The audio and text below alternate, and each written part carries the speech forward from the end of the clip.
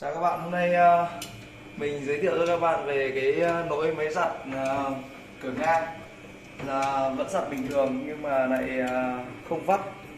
Còn nguyên nhân và lý do tại sao không vắt thì tí mình sẽ giới thiệu cho các bạn và chỉ cho các bạn cách kiểm tra và sửa chữa về các cái nỗi máy giặt mà cửa ngang giặt được nhưng không vắt được.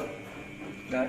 Còn về các cái dòng máy giặt như đây hôm nay mình gặp thì là con máy giặt của dòng Samsung cửa ngang. Còn với các dòng máy giặt ấy thì máy giặt cửa ngang thì loại nào nguyên lý hoạt động có đều như nhau hết. Có nghĩa là ví dụ như ở dòng của Electrolux này, hay là LG, hay Samsung, hay là Panasonic, hay là Aqua, hay là Panasonic vân vân. Và tất cả các dòng máy giặt cửa ngang thì đều có nguyên lý hoạt động như nhau, tức là đều có bo mạch và motor, động cơ và dây cu loa cũng như đồng liền trục. Nếu loại đồng liền trục thì sẽ không sử dụng đến dây cu loa. Đấy, như cái máy này đây mình vừa bắt đầu test thì vẫn đang cho hoạt động bình thường, tức là vẫn đang giặt bình thường nhưng lại không vắt được. Đấy các bạn thấy không? Đang giặt bình thường nhá. Đấy, đang giặt bình thường. Đây bây giờ mình sẽ chuyển về chế độ chọn chế độ vắt.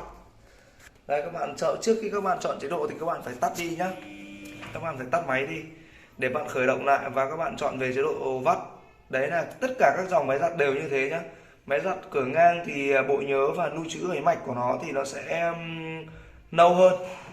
Đây bên mình thế nào cho bạn. Đây các bạn bật nguồn lên này. Xong bạn chọn vào chế độ các bạn nên xoay đúng kim đồng hồ nhá, không nên xoay ngược kim đồng hồ nhá. Đấy. Các bạn chọn chế độ spin. Spin là chế độ vắt nhé. Đấy, sau đó các bạn ấn start. Còn về nguyên nhân mà máy vẫn giặt bình thường nhưng không vắt ấy, thì nó có mấy nguyên nhân sau đây. Một là bo mạch nó không cấp điện cho cái bơm. Cái bơm là để ở phía dưới này nhá, để các bạn bơm nước ra ngoài. Tức là khi máy giặt không vắt thì chính là nước vẫn còn ở bên trong này thì nó mới không vắt được. Còn khi nào mà nước bạn xả hết toàn bộ nước ra thì nó sẽ tự vắt được. Đấy. Còn nguyên nhân thì đây mình đang nói giờ là một là do cái bo mạch bảng điện tử này không cấp điện cho bơm. Đấy. Hoặc là có cấp điện cho bơm nước ra nhưng không cấp điện cho motor, tức là động cơ đó thì nó cũng không vắt được. Còn nguyên nhân thứ hai đấy là do bơm hỏng bơm. Cái bơm nó nằm ở phía bên dưới bên trong này các bạn nhé. Nếu mà các bạn là thợ kỹ thuật các bạn tháo ra thì các bạn sẽ biết được là cái bơm nó nằm phía bên trong. Nếu mà bị hỏng motor bơm, tức là động cơ đó, động cơ bơm tức là motor thì nếu mà hỏng thì cũng không bơm được nước ra ngoài thì nước vẫn còn ở trong nòng thì không vắt được. Còn về trường hợp mà máy giặt cửa ngang mà không vắt được ấy thì nó thường là sẽ xảy ra hai trường hợp. Một là khi chuyển sang chế độ từ chế độ giặt mà sang chế độ vắt mà nước vẫn còn nguyên ở bên trong nòng như thế này. Đấy các bạn nhìn đâu, nước vẫn còn nguyên này. Đấy mình đang chọn chế độ vắt đang xuống 11 phút rồi mà nước vẫn đang còn nguyên. Đấy, là trường hợp thứ nhất là nước không xả ra được. Không xả được nước ra ngoài thì sẽ không vắt được. Còn trường hợp thứ hai là bạn chọn chế độ vắt thì có thể xả nước ra được nhưng không vắt. Đấy. Có thể xả nước ra bên ngoài được nhưng không vắt. Đấy là trường hợp mà bị điện motor ở mạch không cấp điện cho bơm. Còn về trường hợp mà còn nước ở bên trong này nhưng không vắt được, không xả được nước ra thì bạn kiểm tra một là mạch, hai là bơm, ba là bị tắc đường thoát nước tức là bẩn. Đấy. Thì bây giờ mình sẽ đi kiểm tra các bạn. Đây mình đang chọn chế độ vắt, các bạn đợi một chút để theo dõi xem cái máy này vẫn đang giặt bình thường nhưng không vắt. Đó là máy giặt Samsung cửa ngang. Còn các bạn xem cái video này thì các bạn có thể sửa được tất cả nếu mà các loại máy giặt cửa ngang, kể cả dòng Electrolux hay Bana hay là Samsung, LG, tất cả nguyên lý hoạt động đều như nhau nhá, chứ không riêng về mỗi dòng Samsung. Nếu các bạn nắm được nguyên lý hoạt động của máy là như vậy. Và các bạn xem video thì nhớ nếu mà có hữu ích cho các bạn thì đăng ký kênh của mình nhé. Đăng ký kênh để theo dõi thường xuyên về mình sẽ ra hướng dẫn cho các bạn nào chưa biết về sửa các mã lỗi hay là bo mạch điện tử. Đấy, video trước mình đang ra là những cái video điện tử, như hôm nay mình sẽ ra cho các bạn về máy giặt. Bên mình thì chuyên về các dòng máy giặt, điều hòa, tủ lạnh, tivi. Thì có thời gian mình sẽ quay để chia sẻ cho các bạn. Đây bây giờ cái máy này bây giờ mình đợi một lúc nó vẫn chưa vắt để xem một lúc nữa nó sẽ báo lỗi. Thì mình sẽ tháo cho các bạn. Đây là cái nắp này, nắp vỏ nhé. Các bạn trước khi mà các bạn muốn kiểm tra thì các bạn phải tháo ra đằng sau này, lúc nào nó có hai con ốc nhé. Đấy, ở phía sau này các bạn nhé. Đây mình dùng tua vít để mình tháo hai ốc ra này. Đấy. Còn đây là cái đường thoát nước nhé. Đường thoát nước của máy giặt cửa ngang thì lúc nào nó cũng nằm ở phía bên trên, tại nó dùng bơm nên là nó không như máy cửa phía trên dùng bơm để ra ngoài, nên là bình thường là như thế này là đúng. Nhiều bạn lại hỏi thắc mắc là bảo tại sao cái vòi nước nó lại lên cao như thế này và tại sao không cho thấp xuống. Nếu mà thấp xuống thì nó lại giặt, nó lại không giữ được nước nhá. Nếu mà bạn thả luôn cái này đường ống nó xuống ngang bằng đấy thì là khi nước vào nước lại ra luôn, không giữ được nước thì không giặt được. Đây nhá, bây giờ mình vặn hai nắp này, bạn dùng tay bạn đẩy về phía sau nhé. Đấy. Sau đó bạn nhấc cái nắp này này. Đấy. Thì các bạn sẽ thấy được này. Đây là cái bo mạch điện tử này, mình vẫn đang để nguồn điện để mình đang đợi xem nào cái máy nó sẽ báo về cái lỗi gì để mình tìm phương án nhé. Đợi một chút nữa, khi nào mà máy nó đẩy nối thì mình sẽ kiểm tra luôn và hướng dẫn các bạn để kiểm tra luôn nhé.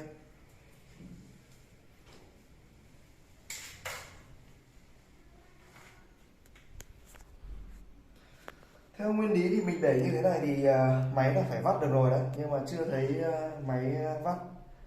Đấy, trong thời gian đợi thì mình sẽ nói qua luôn cho các bạn. Đây, nếu mà các bạn đợi trong thời gian mà máy vẫn chưa báo lỗi, mà đợi mà không thấy vắt được, mà nước cũng không xả ra được, thì các bạn kiểm tra sơ bộ. Nếu mà bác là thợ kỹ thuật thì các bạn phải sử dụng cái đồng hồ này nhé. Sử dụng đồng hồ này để các bạn đo xem là điện ở trên mạch có cấp điện ra ngoài cho bơm không, và kiểm tra bơm xem bơm còn sống hay không. Đấy, sau đó các bạn thì nếu mà các bạn không phải là thợ kỹ thuật mà là máy nhà mình sử dụng thì các bạn nên kiểm tra về đường bơm, tức là đường bẩn nước, đường thoát nước xem nó có bẩn hay không. Đấy, bây giờ thì mình sẽ kiểm tra các bạn. Điện ở đây thì các bạn có thể đo điện AC thôi. Các bạn kiểm tra xem rắc nào là rắc bơm ở đây, để các bạn kiểm tra xem là nó có điện 220 cấp xuống hay không nhé.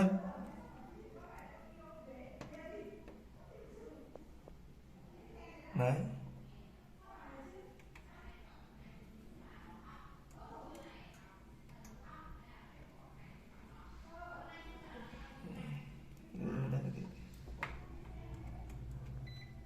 đây ở đây thì mình kiểm tra này, các bạn rơi đồng hồ này là có điện 220 cấp điện cho bơm này nhé. Tính tỏ là mình loại trừ luôn cái phần là mạch điện tử của cái máy này nhé, là cái máy này không hỏng mạch điện tử là mình loại trừ luôn. Đấy, còn với máy Samsung này ấy, thì các bạn muốn tháo được cái bơm, bạn phải tháo cả cái nắp, các bạn phải tháo cả cái nắp phía đằng trước này ra thì các bạn mới tháo được cái bơm nhé. Còn với máy của các dòng khác thì các bạn có thể là tháo được luôn. Còn ở đây thì mình sẽ chưa kiểm tra bơm, mình sẽ kiểm tra về cái đường thoát nước trước để xem là đường thoát nước của nhà có bẩn hay không nhá, để phải xử lý cho nó nhanh. Nếu mà bẩn thì mình thông tắc thoát nước và mình vệ sinh sạch đi là máy sẽ hoạt động bình thường thôi nhé. Đây, ở đây thì mình tắt máy đi này các bạn nhé, máy vẫn không vắt này, mình sẽ tắt máy đi này. Mình sẽ rút ổ điện ra, trước khi các bạn làm các bạn rút ổ điện ra cho nó an toàn này. Ở dưới này nhá, tất cả các máy cửa ngang của Samsung hay là Enex hay là LG hay là Bana đều có cái lỗ này nhá. Thì các bạn dùng đến một cái tu vít hoặc các bạn dùng đến một cái tu vít dẹp như này hoặc một cái bút điện dẹp nhá. Các bạn cạy vào gần chỗ này, mở cái nắp này ra trước này. Đấy. Nha, các bạn mở ra. Ở đây nó có một cái nút vặn. Đây, các bạn có thể là cứ vặn ngược kim đồng hồ hoặc là bạn dùng cái kìm bạn vặn nó ra nhá, thì mới ra được. Tất cả các dòng đều có nhá. Đây, các bạn lấy cái kìm, nếu mà vặn tay được thì các bạn vặn bằng tay, còn nếu không vặn được bằng tay thì các bạn nên sử dụng một cái kìm như thế này. Đấy, các bạn vặn này, ngược kim đồng hồ nhá. Đây, các bạn vặn ra như này, bạn xả nước ra từ từ để xem là trong cái máy này có bẩn hay không. Đấy, bên trong còn rất nhiều nước. Đây, các bạn nhìn này, soi kỹ các đều, các cái bẩn nó bắt đầu ra này. Đấy, buộc này. Ở máy ở gia đình thì các bạn cũng nên thường xuyên vệ sinh như thế này. Khoảng là 1 năm thì các bạn nên bảo dưỡng. Còn quy trình bảo dưỡng thì mình sẽ giới thiệu trong video khác. Còn đây là các loại là vệ sinh đường thoát nước thôi, vệ sinh bơm nhé. Đấy. Đây cái này bẩn quá, làm cho tình trạng nó bơm nó bị tắc này, không bơm được nước nhá. Đấy, rất nhiều. Đấy, các bạn để ý nhá.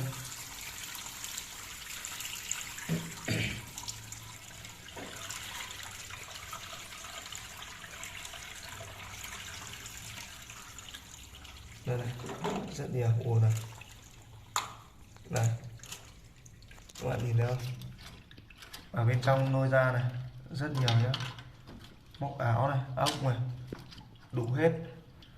Đây nhá. Thì các bạn moi ra như thế này mà thấy nó bẩn thì các bạn có thể lấy một cái bàn chải đánh răng, đây vẫn đang còn đây, cúc áo này, rồi là tăm xỉa đút túi áo này, rồi là móc đủ các thứ. Các bạn có thể lấy đấy, sau đó các bạn vệ sinh thì ở đây nha, các bạn có thể cắm điện vào này. Nếu mà các bạn muốn vệ sinh ở đấy thì các bạn có thể cắm đường điện vào nhé. Đây, các bạn chọn chế độ giặt như thế này. Đấy, các bạn chọn chế độ giặt, sau đó các bạn dùng cái bàn chải đánh răng ấy, các bạn có thể sò vào đây, các bạn đánh rửa sạch trong tình trạng đang giặt luôn, để nước ở bên trên nó xuống và nó ra luôn ở đây. Thì để mình vệ sinh xem còn cái gì bẩn nó sẽ ra nốt nhé. Đây như thế này, các bạn sò tay vào hay là bạn dùng zip đánh răng, đây đợi một chút nữa để nước nó cấp này.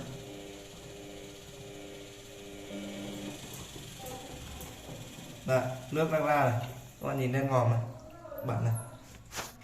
Đây, nước cấp vào phía bên trên này, đây, nước sẽ cấp vào phía bên trên này thì sẽ xuống đây và đi ra đây. Nếu các bạn mở cái vòi này ra đây, các bạn vệ sinh sạch này đi nhé, rất bẩn. Đấy, ok chưa? Như thế này nhá. Còn đây là mình đang thử cho các cái đường thoát nước để kiểm tra cho là nước vào. Đấy, đợi tí để nước vào vệ sinh luôn. Đây nha, nước vào nước lại ra luôn ở đây. Thì các bạn lấy bàn chải răng nhá, các bạn vệ sinh thật sạch cái này nhá, cho không còn bẩn nữa. Cái này thì bình quân nó khoảng độ tầm 1-2 tháng, 2-3 tháng các bạn nên bảo dưỡng một lần, nên vệ sinh cái kiểu này một lần thì nó sẽ tất cả những cái bẩn như này thì nó sẽ ra hết. Đây, bây giờ thì mình sẽ chuyển sang chế độ vắt để xem là máy đã hoạt động vắt được chưa nhá. Các bạn tắt đi này. Đấy, các bạn chọn này, chế độ vắt nhá, vẫn xoay đúng kim đồng hồ. Đấy, các bạn ấn start. Như này, nước thì mình đã cho ra hết rồi. Đấy, bơm bắt đầu hoạt động này, các bạn nghe cái tiếng bơm này. Có nghĩa là các cái tăm như này nó bít vào các cái đường bơm thì sẽ không bơm được. Các bạn để đến lâu thì sẽ cháy bơm nhé, dẫn tình trạng bị hỏng bơm.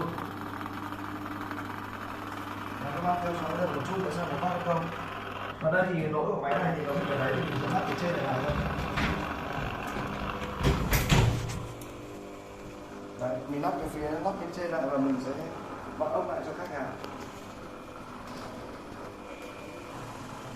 Đấy các bạn thấy không? Phút thứ 11 nó đang vắt rồi này. Các bạn xoay này. Phút thứ 11 nha, đang chọn chế độ vắt luôn này. Và đang vắt này. Máy rất bẩn.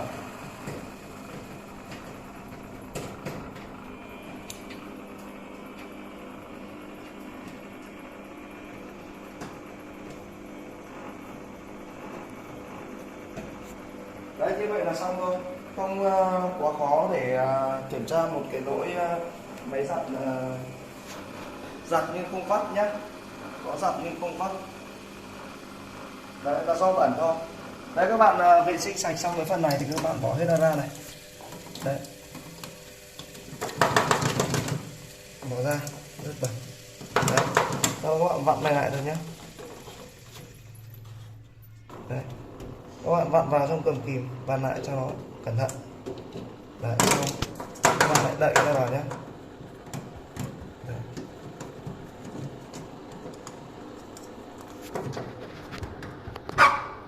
Cũng không quá khó. Nếu các bạn nào để ý thì các bạn cũng sẽ làm được bình thường như thế này thôi. Đỡ phải gọi kỹ thuật thợ hay là đến thì ra lại bảo hỏng bo mạch hay là hỏng những cái khác.